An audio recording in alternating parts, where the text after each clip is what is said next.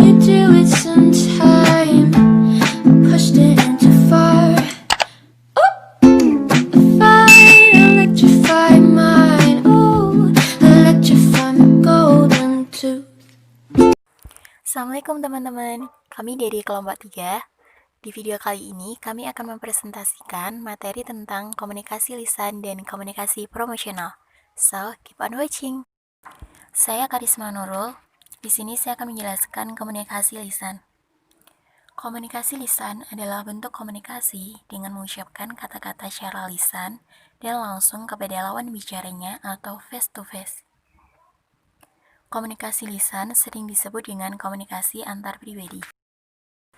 Kapan komunikasi lisan digunakan? Biasanya, komunikasi lisan dapat dilakukan pada kondisi para personal atau individu yang berkomunikasi berhadapan langsung. Contohnya, saat berkomunikasi dengan tatap muka langsung. Selanjutnya, apa aja sih kelebihan dan kekurangan komunikasi langsung?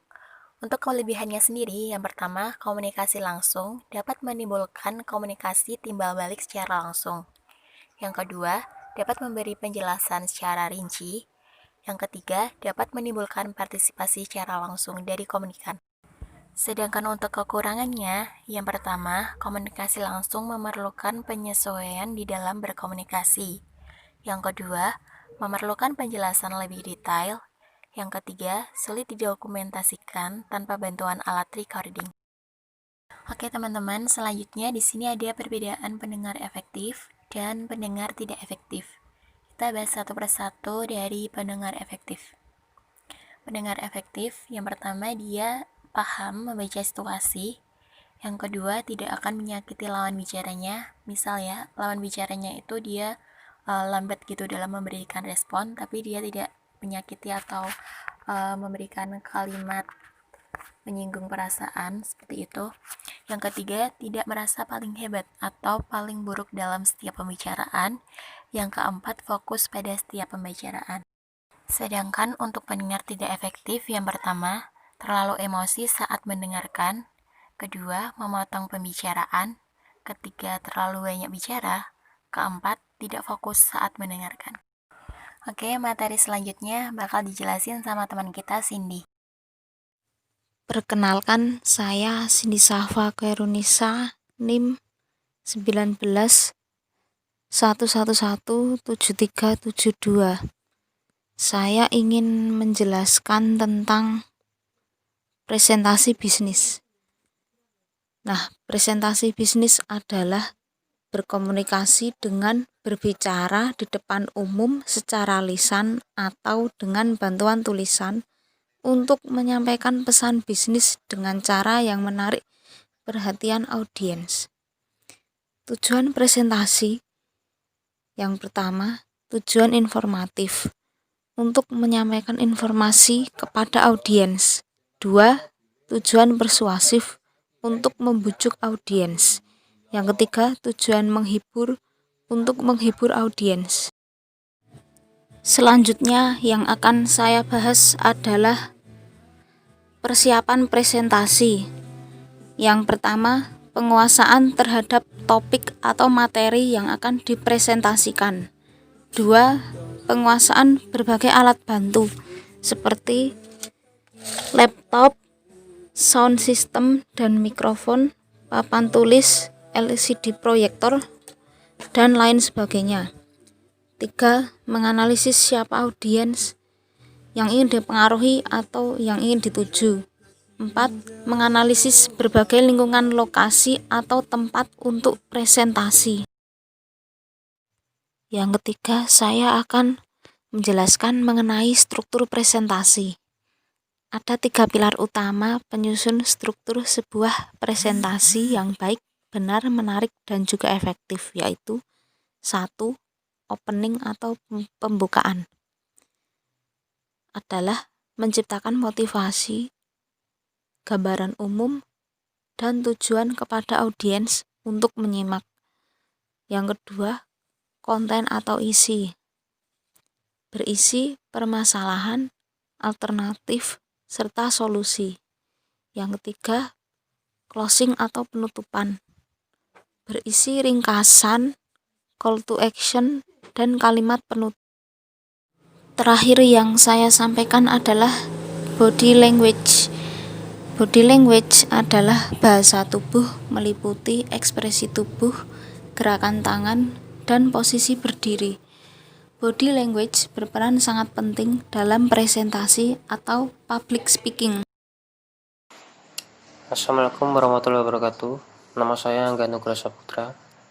Saya akan menjelaskan mengenai beberapa jenis bahasa tubuh yang harus dilakukan oleh public speaker. Yang pertama, ekspresi wajah.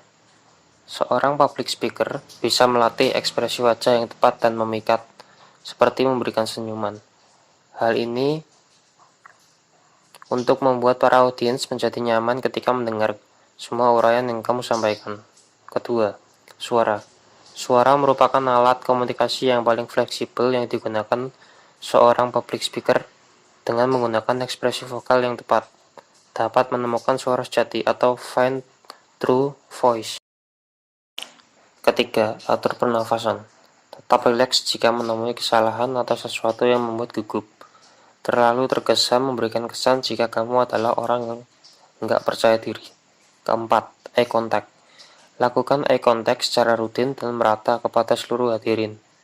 Pandangan mata ke mata efektif untuk membuat audiens menaruh perhatian mereka hanya pada presentasimu. Kelima, tunjuk diri sendiri.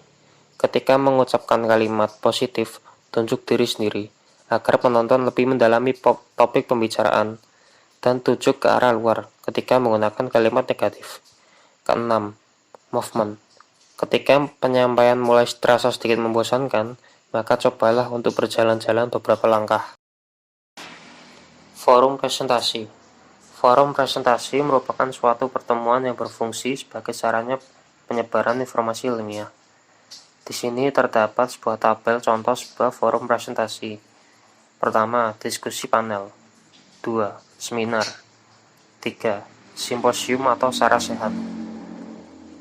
4. Lokakarya atau yang biasa disebut dengan academic workshop. Kelima, world group. Keenam, muktamar.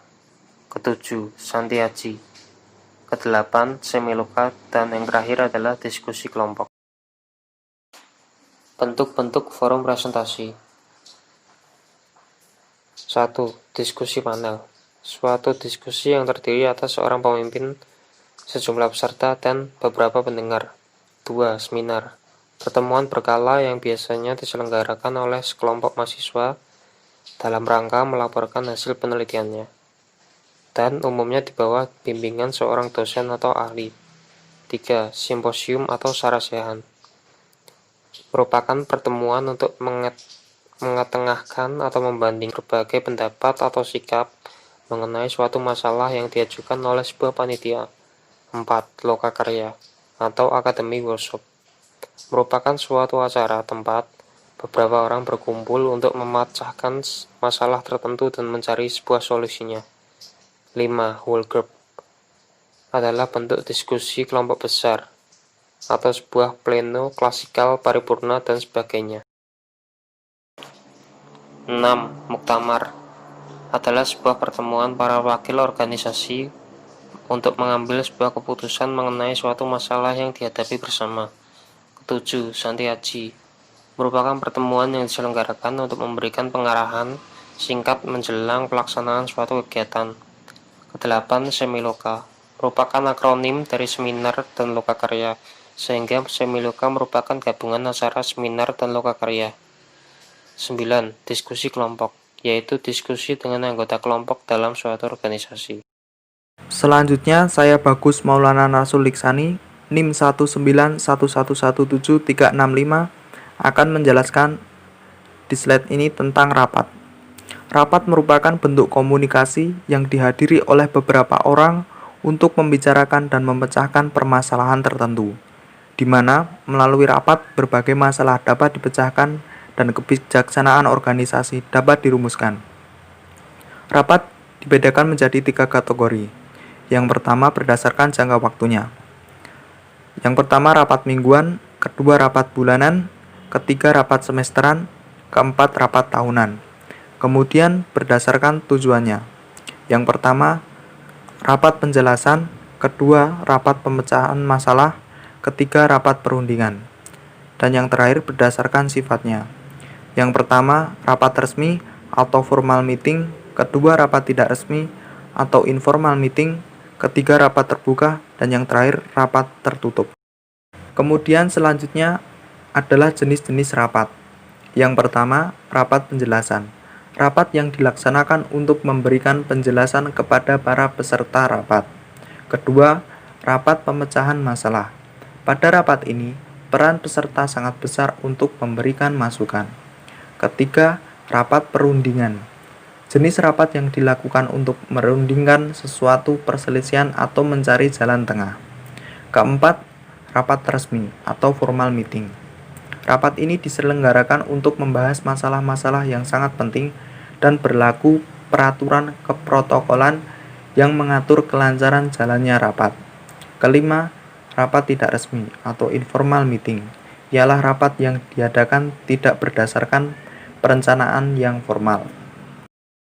Keenam, rapat terbuka, yakni salah satu jenis rapat yang dapat dihadiri oleh semua anggota informasi atau perusahaan dan materi yang dibahas tidak bersifat rahasia.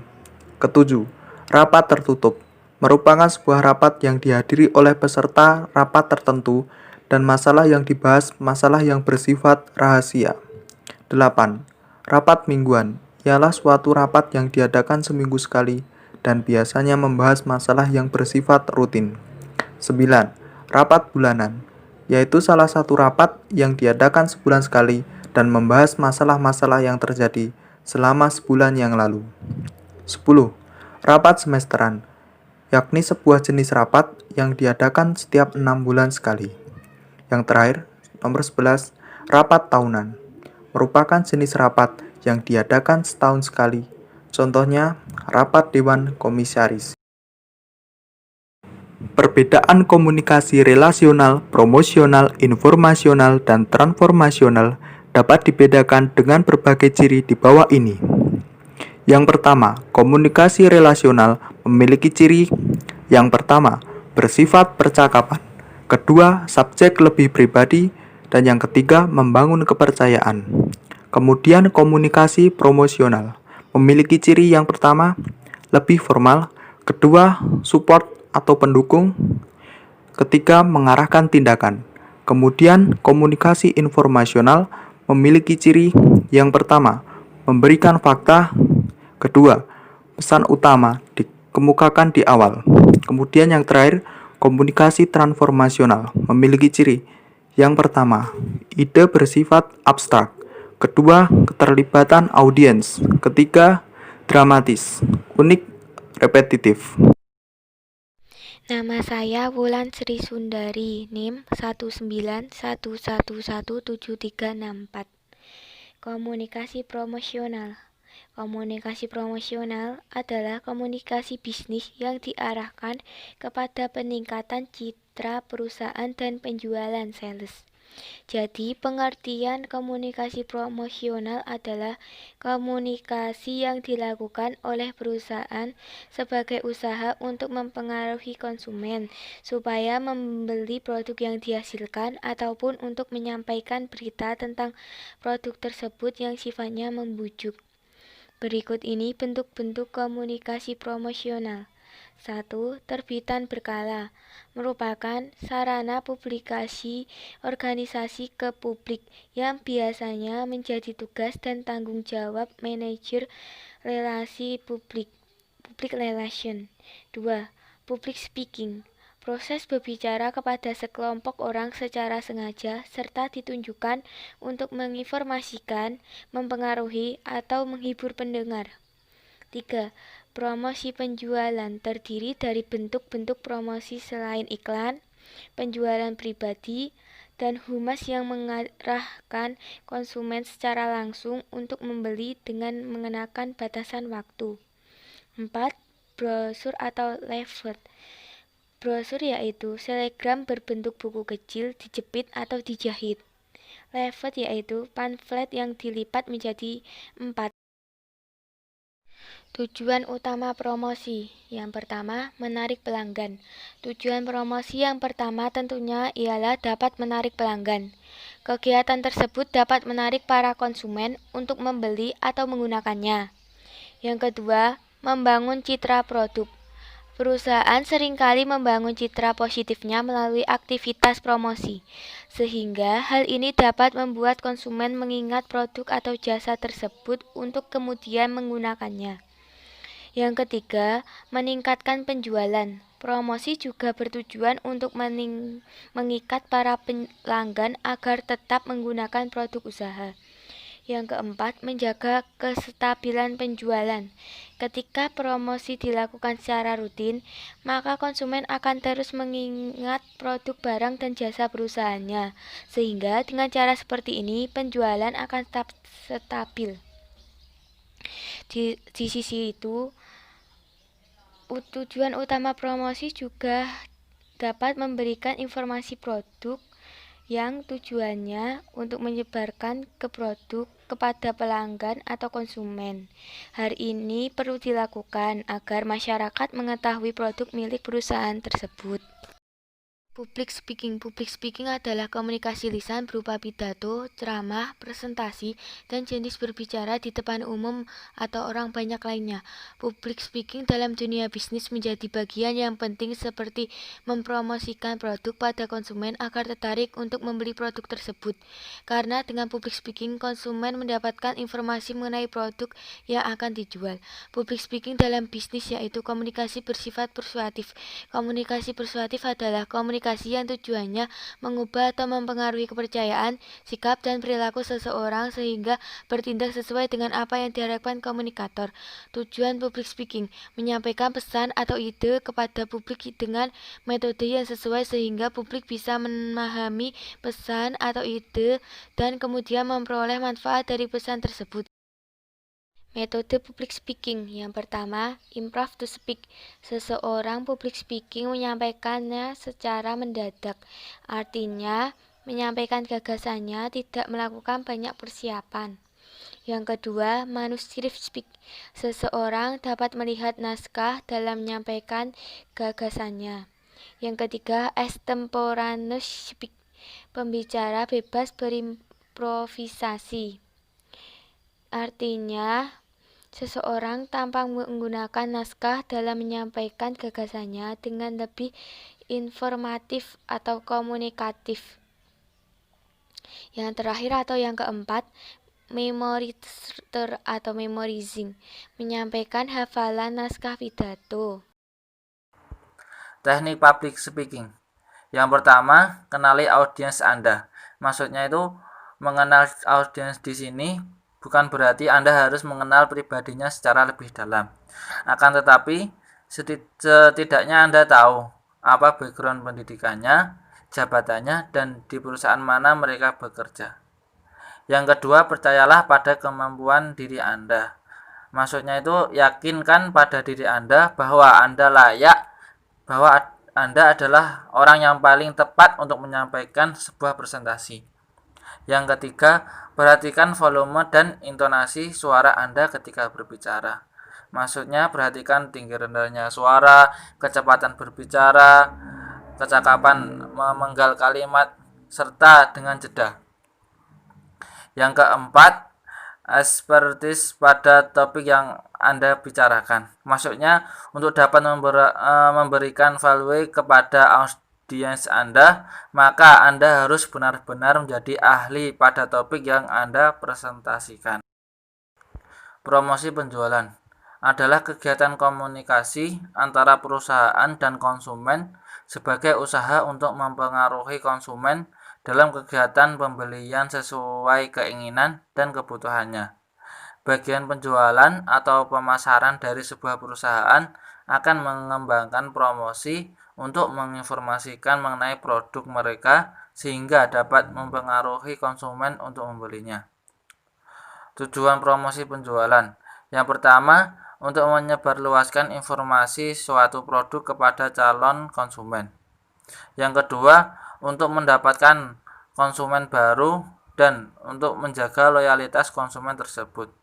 Yang ketiga, untuk menaikkan penjualan serta laba atau keuntungan. Bentuk-bentuk promosi penjualan dan contohnya.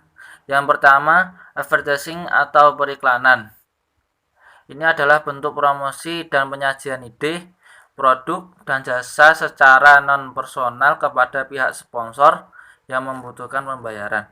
Sehingga dapat dikatakan jika bentuk promosi advertising ini adalah bentuk promosi non-personal untuk merangsang pembelian atau penggunaan jasa.